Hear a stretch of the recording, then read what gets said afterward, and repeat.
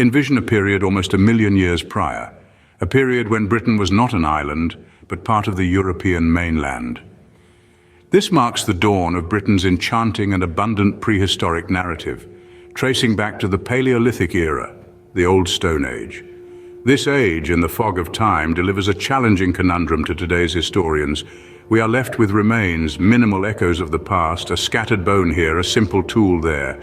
Each shard a component of the enigma, each component a tribute to the creativity and tenacity of our forebearers. It is through these thin remnants that we rebuild the narrative of prehistoric Britain, a chronicle of adjustment, endurance, and eventually metamorphosis.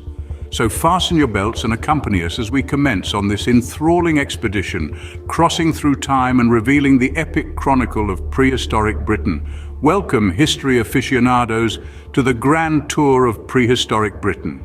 We commence our voyage around 8000 BC with the arrival of the inaugural Britons. These primitive settlers were hunter-gatherers, subsisting off the earth and the oceans that bordered their newfound habitat. Despite the dearth of human remnants from this era, a profusion of tools have been unearthed, suggesting the existence of early human species like Homo erectus or Homo heidelbergensis. These instruments offer an enthralling snapshot into the lives of these initial Britons, their survival tactics, and their inventive spirits. They relied on tools crafted from stone and bone for hunting, scavenging, and safeguarding themselves in a stern and relentless environment.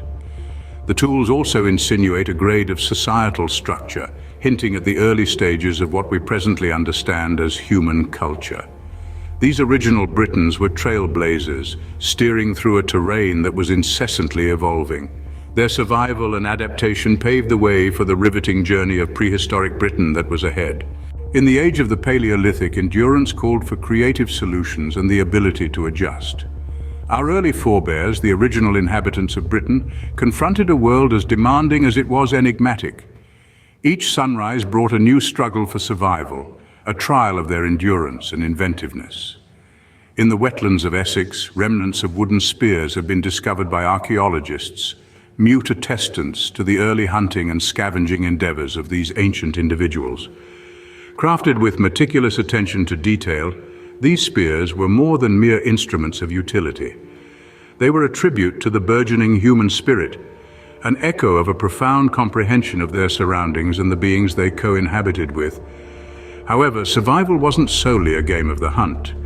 It necessitated community and collaboration, a fact that is strikingly apparent in the enduring stone tools that have withstood the wear and tear of eons. These tools, painstakingly shaped from flint and other elements, proffer precious glimpses into the everyday lives of our forebears. Picture an assembly of early humans, bathed in the flickering glow of a communal fire. They're not just exchanging sustenance and tales, but wisdom as well. The elder instructs the young on refining a chunk of flint into a pointed blade, a know-how that will prove invaluable for their entire existence.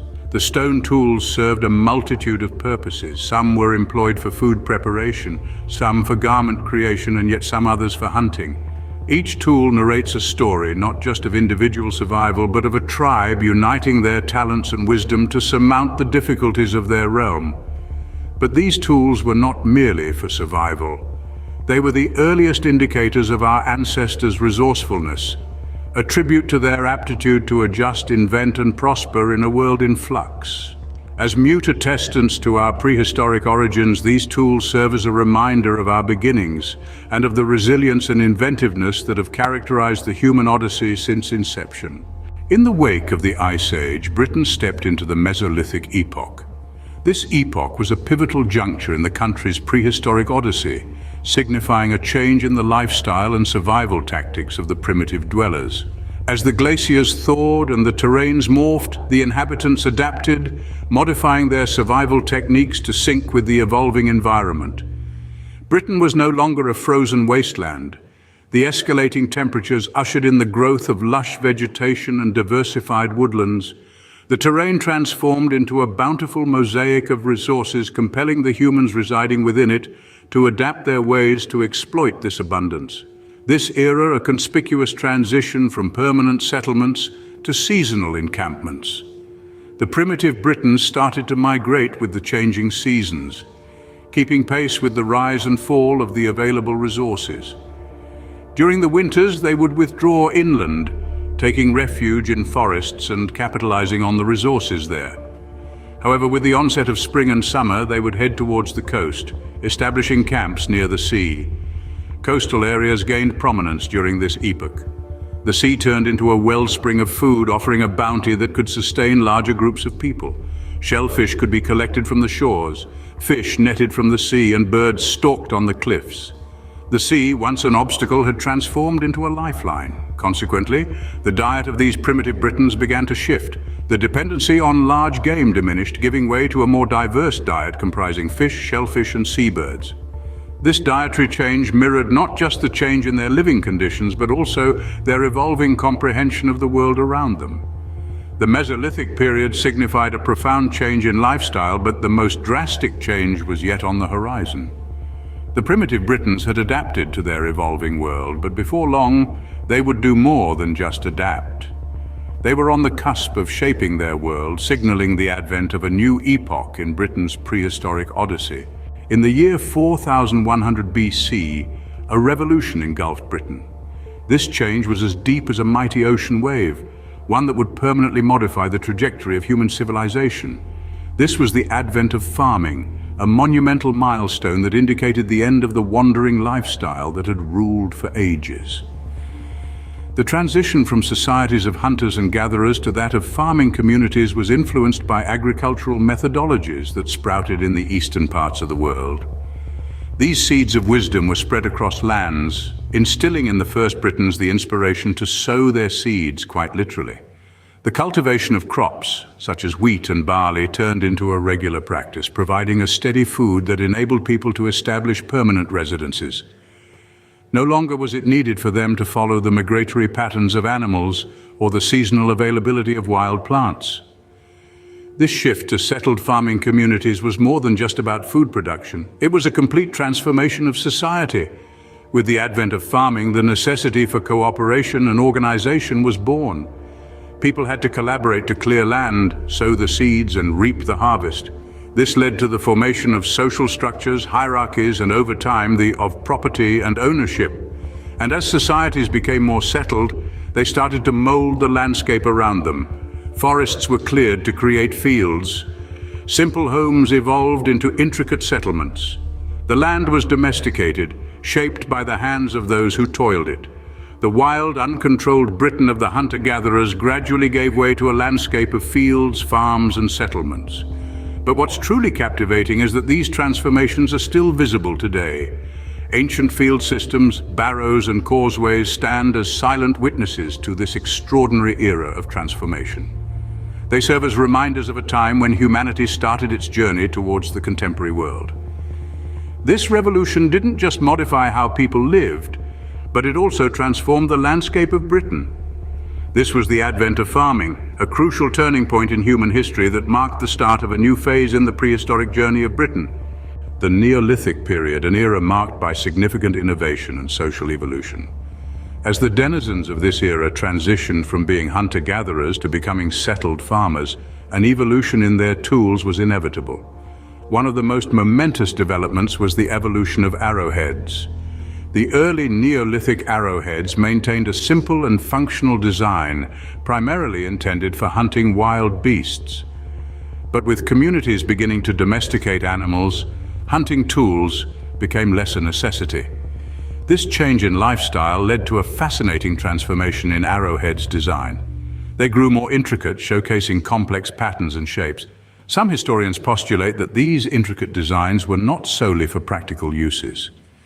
Arrowheads started to embody a symbolic function.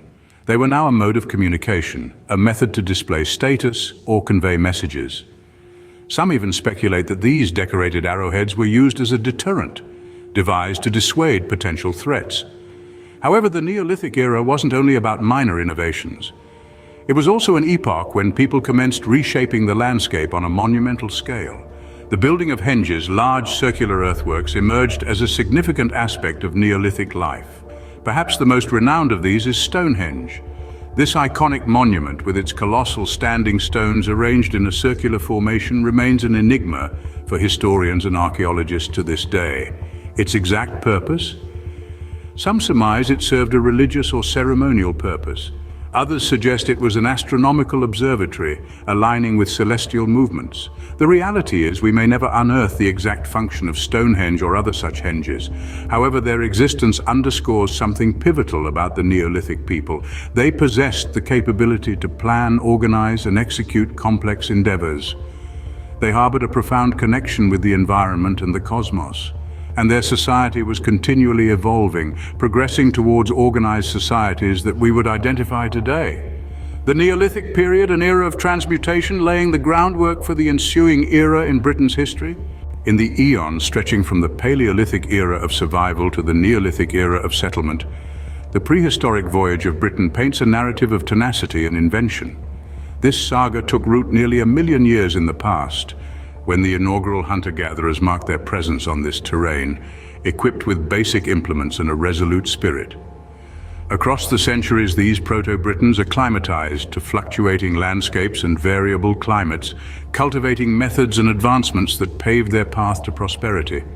With the retreat of the Ice Age, they basked in the aquatic cornucopia, transitioned towards seasonal dwelling places, and began managing their assets in a more efficient manner. The initiation of agriculture around 4100 BC signaled a momentous change as societies morphed from hunter-gatherer dynamics to settled farming.